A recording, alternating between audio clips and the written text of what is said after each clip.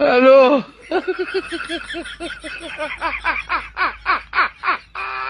বিএনপিকে আপনারা যারা ছোট করতে চাচ্ছেন, ধৈর্যের বাঁধ ভাঙবেন না। যদি বাঁধ ভেঙে যায়, জাহান্নাম পর্যন্ত ধাওয়া করব। বাপরে বাপরে, আমাদের আস্তানা পাকিস্তানের সৈনিকেরা।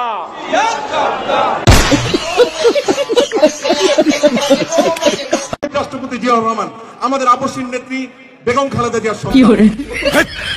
কি বলছিস তুই? कैसे कैसे लोग रहते हैं यार यहाँ पर।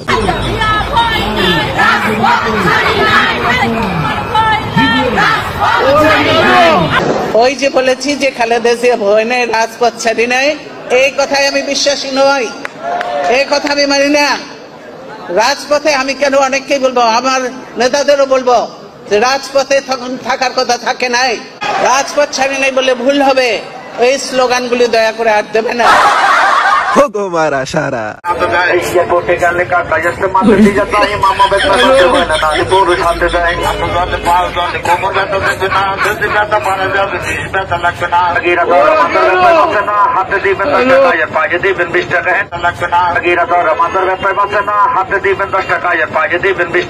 আচ্ছা, এর কোনো আত্মীয় স্বজন নাই, শুভাকাঙ্ক্ষী কেউ নাই?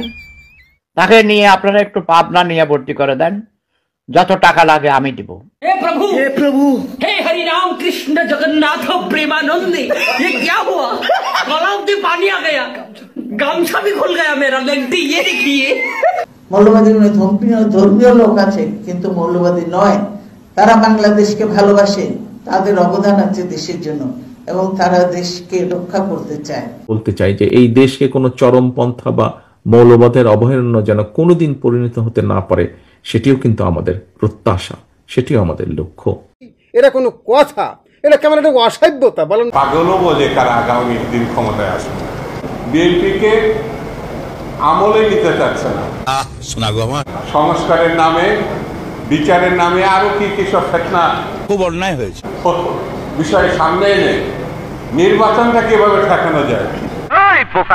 আমি নিশ্চিত করে বলতে পারি, কালকে যদি বলা হয় যে আওয়ামী লীগ আবার নির্বাচন করতে পারবে, তাহলে দেখবেন আজকে যারা নির্বাচন চায় তারা মাঠে নেমে বলবে যে না, তার বিচার হতে হবে।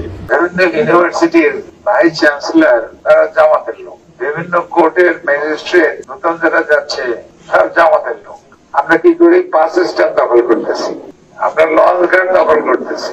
বিভিন্ন বিশ্ববিদ্যালয়ের ভাইস চ্যান্সেলর জামাতের লোক, বিভিন্ন আদালত ও উচ্চ আদালতের বিচারক যারা হচ্ছে তারা জামাতের লোক, আর আমরা কি করছি? লঞ্চঘাট, বাস স্ট্যান্ড, ফেরিঘাট দখল করছি, এমন মন্তব্য করেন সাবেক স্বরাষ্ট্রমন্ত্রী ও বিএনপির ভাইস চেয়ারম্যান আলতাফ হোসেন চৌধুরী। 16 বছর বের করতে পারেন নাই আপনারা, ছাত্ররা বের করছে। I salute this students. ওরা প্রথমে এসে বেগম জিয়াকে মুক্ত করেছে, করেনি ভাই? So we are grateful to this students. ওরা দল করুক, আর আপনারা দয়া করে এই 72-এর সংবিধানটা বেগম জিয়া যেটা বলছে ছুঁড়ে ফালায় দিতে বঙ্গোপসাগরে, আর চুপ্পুকে সরান। আমরা আপনাদেরকে ভোট দিয়ে ক্ষমতায় নিয়ে যাব। আপনারা সারা জীবন জনগণের কাছে মাথার মণি হয়ে থাকবেন। যারা তরুণদের অবদান স্বীকার করতে চান না, তাদের আয়নায় নিজের চেহারাটা একটু দেখা উচিত। আমরা পারি নাই, তরুণেরা পেরেছে। সঠিক বলেছেন। এই সমস্ত মোল্লা মুন্সিরা মিল্লা, জামাত মিল্লা 10% ভোট পাবে না এবং 15টা সিট পাবে না। আমি তো চ্যালেঞ্জ করলাম, আমি তো সবসময় চ্যালেঞ্জ করি। তবে ফজলুল ভাই, আমার একটা প্রশ্ন, তোমাকে কি কোনো সময় কোন মোল্লা, মুন্সি, হুজুর অথবা জামায়াতের নেতা কর্মী তোমার কোনো সময় ফোন মারছিল? হয় না অনেক সময় যে তুমি মক্তব্য দিয়েছিলে ছোটবেলায়, তোমার কোনো মোল্লা, মুন্সি, হুজুর অথবা জামায়াতের নেতা তোমার ফোন মারি দিয়েছিল?